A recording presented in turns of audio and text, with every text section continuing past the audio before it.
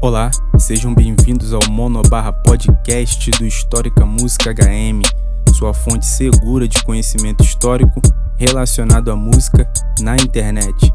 Eu me chamo Vinícius, sou professor e pesquisador na área de História e o nosso assunto rítmico de hoje inaugura um novo quadro que vai privilegiar um domínio específico da pesquisa histórica, a história da música popular, sob o nome de A Música Popular em Perspectiva.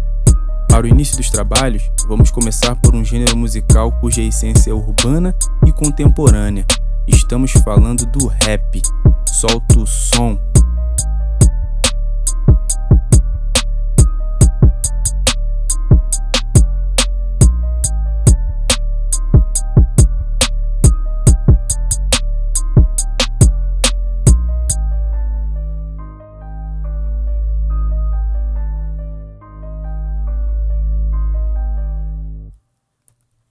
Mas afinal, o que é o rap? O rap é um gênero de música popular que nasceu do hip hop.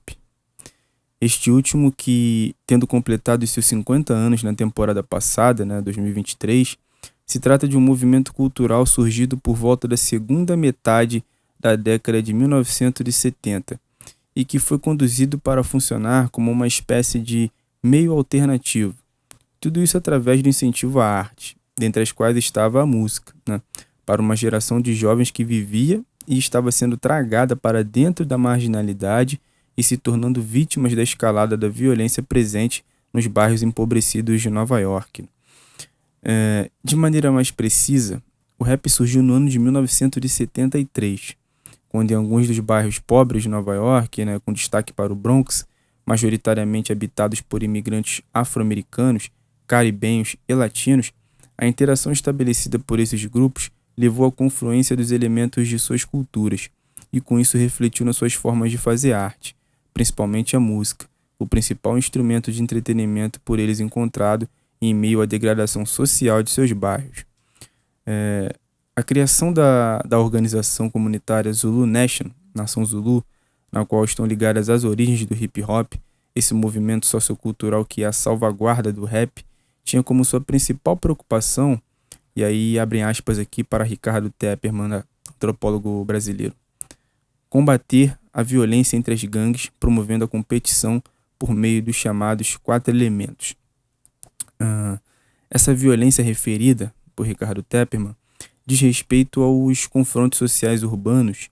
que ocorriam desde os primeiros anos da década de 1970, nas regiões destes bairros de imigrantes nova-iorquinos. Tais localidades sofriam com os impactos da crise fiscal que quase decretou a falência da metrópole por aqueles anos. Os chamados 4 elementos, que se trata do break, o grafite, o DJ e o MC, reuniam as expressões artísticas mais comuns que ocorriam quando havia interação entre esse público. E na sua grande maioria, esse público era formado por jovens imigrantes ou filhos de imigrantes. Essa tal interação ocorria principalmente naquelas que ficaram conhecidas como block parties ou festas de bairro, onde a primeira de todas foi realizada e administrada pelo DJ Kool Herc. Nesse sentido, podemos notar que o rap, gênero musical que mescla o ritmo da música latina, caribenha e africana, junto da poesia hegemônica dos principais circuitos culturais, emergiu num contexto de grande desigualdade distributiva de recursos, algo que é muito comum no sistema capitalista, principalmente quando este último atravessa por momentos de crise. Sem deixar de contar que o aparecimento do rap está umbilicalmente ligado à sua oposição para com outro gênero musical com forte hegemonia na época, e que era bem requisitado nos grandes circuitos musicais da indústria fonográfica. Estamos falando da música disco, a famosa disco music, num gesto que representou resistência cultural e tendo em vista que o que se revelava por meio da arte naquele momento se tratava de uma contradição social, fez com que os apaixonados pelo então emergente rap viessem a se apropriar do principal artefato daquele gênero musical de grande popularidade nos clubes de dança, que eram as discotecas, para assim produzirem a sua própria arte. Estamos falando do disco de vinil. Ah,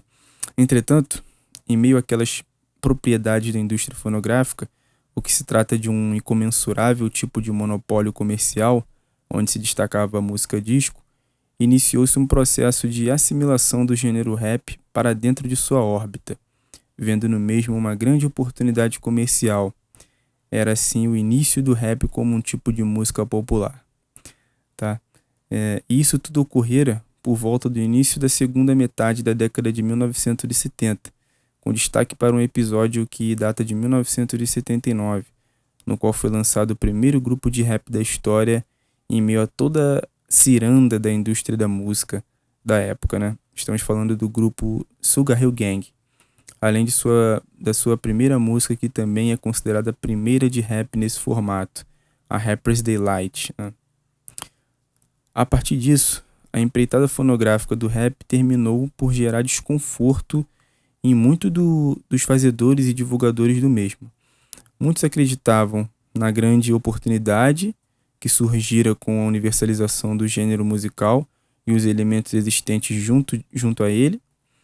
Já outros temiam as formas pelas quais seriam difundidos os seus significados por meio dessa indústria, né? Significados que, obviamente, incluíam, além da potência transformadora do rap, as potências transformadoras dos quatro elementos citados anteriormente, de modo singular, o que poderia fazer com que esse espetáculo urbano fosse, né, como dito por David Harvey, em A Condição Pós-Moderna, capturado por forças bem diferentes e empregado para fins bem distintos, fecha aspas, correndo o risco de não ser mais um movimento contrário à massificação social e que alimentava as expectativas pelo anseio revolucionário. Com isso, foi em meio a este contexto ambivalente que se ergueu um dilema que discorre até os dias atuais. Uma possível ampliação na divulgação do rap e seus correlatos, mas que, por outro lado, poderia banalizar o uso dos mesmos, ao passo que começassem a ser universalizados. E é em meio a esse contexto dicotômico que será fomentado o surgimento do movimento hip-hop pelo então DJ Afrika Bambaataa, reunindo o rap e os outros elementos no geral como forma de manter bem demarcadas as potencialidades de transformação do ser e do espaço social destes. O mesmo Afrika Bambaataa, com esse intuito de reforçar ainda mais o papel de movimento do hip-hop, estabeleceu o que vai ficar conhecido como o quinto elemento, completando assim os quatro anteriores, e que se refere basicamente à potencialidade da manutenção e divulgação dos significados ou dos conhecimentos por meio de seus realizadores, conhecimentos e saberes do seu próprio povo e de suas próprias comunidades, que são importantes para a autoproteção e também para o fortalecimento, sem que se tornassem subjugados por uma perspectiva descompromissada, banal e não crítica em relação às suas origens e realidade vigente, tornando-se puramente comercial, como que se suspeitava por parte de alguns dos vislumbres da indústria fonográfica, né? Contudo, pode-se resumir o mesmo como uma forma de reação e preocupação a uma possível despolitização da ação, das expressões que envolviam os quatro elementos, definindo assim o hip-hop como um movimento sociocultural contundentemente político. Em alguns momentos posteriores na história do hip-hop nos Estados Unidos, e mais específico por volta do início da década de 1980, é possível constatar o aparecimento de grupos de rap que potencializariam ainda mais o estatuto político do movimento. Isso porque, muito mais do que apenas formas de organização e ação de conscientização para com a perpetuação, né, dos princípios emergidos do quinto elemento, através de organizações como a própria Zulu Nation, tais rappers transportaram a conscientização também para dentro de suas letras e poesias de rap,